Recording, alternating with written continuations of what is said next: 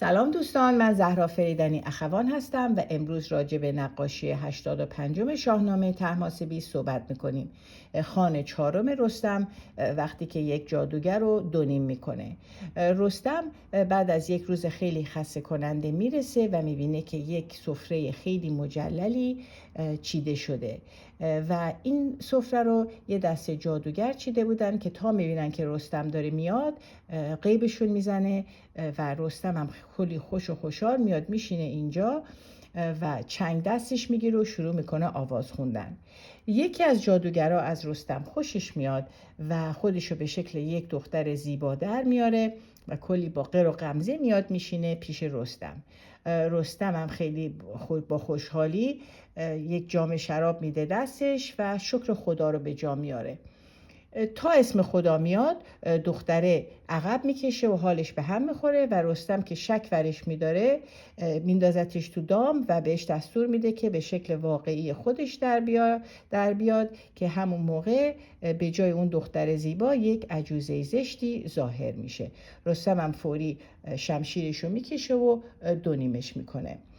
این نقاشی منسوب به قدیمیه که تمام این احساسات این صحنه رو تو گیاها و گلا میبینیم.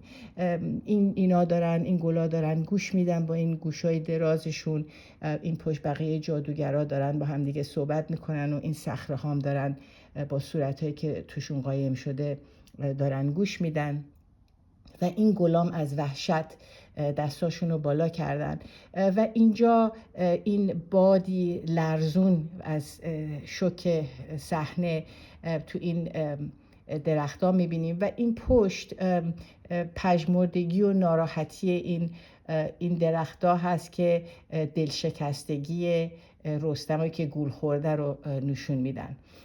اینجا ولی از همه بامزه‌تر عکس العمل رخشه که شکل رستم درش آوردن. تمام این زین و پالانش همون شکل مال رستمه و این از ناراحتی که رستم که به حالت یک رومیو شکست خورده دارن نشونش میدن، از ناراحتی ارعر میکنه و پاشو به زمین میزنه و همدردی میکنه با رستم.